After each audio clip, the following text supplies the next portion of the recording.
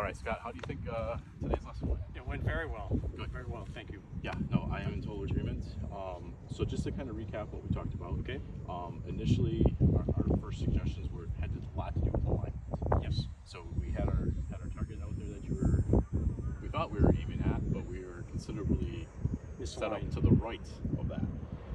So what we did is we got you that alignment stick. We're able to place our feet down with that. Great. As a little bit of a guide to point us in the right direction a little bit.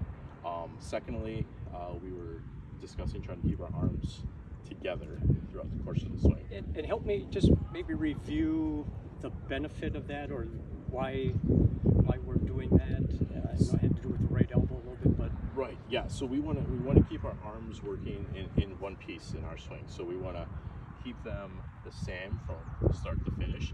We want to avoid, especially like on a backswing, we don't want those arms to separate because a I little can bit. see our shaft is going to be out of whack. Exactly. Okay. Yep. So this will help.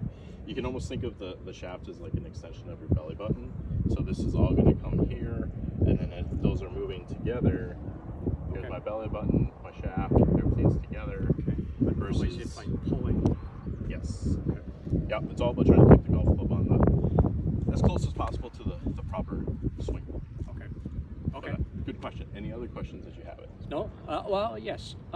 So I should try to use all of those mechanics, including the club face positioning, feet alignment, together with every club, driver. Yes.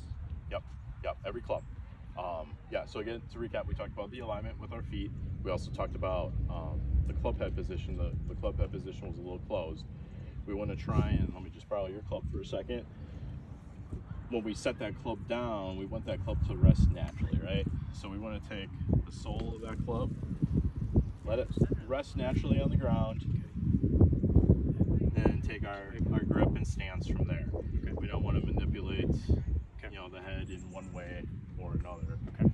That's just going to create unnecessary Once in a while spin on the golf ball. Once in a while, that's for me. That kind of seems to create issues with my grip. All of a sudden, it doesn't feel comfortable with my hands. So it's just something to practice. And, Yeah, I would get in the habit of letting that club rest naturally first. Yep, and then we're kind of in our setup position, our stance, and then from there we can put our hands on the club.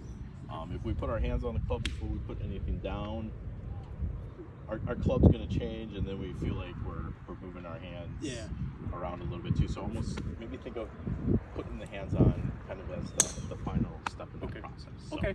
Good. yeah. So again, we got alignment, face angle, keeping those arms together. Okay. Trying to help us swing a little bit more down the path. Okay. So if we look at the swings we took at the end of the lesson compared to the ones we were in the very beginning, our alignment was much better, and we hit a number of shots during this lesson that were right on target, which was really good. Because at the beginning, if you remember, you mentioned shots going to the left, right? Correct. So if we're set up right of our target, we're manipulating what our body's doing, making that ball go to the left. Okay. Now if we align ourselves better with our target, now we can swing naturally through our target, Okay. which will thus create a more consistent result. Okay. So, Very good. any further questions? No further questions. Awesome. I appreciate you coming out.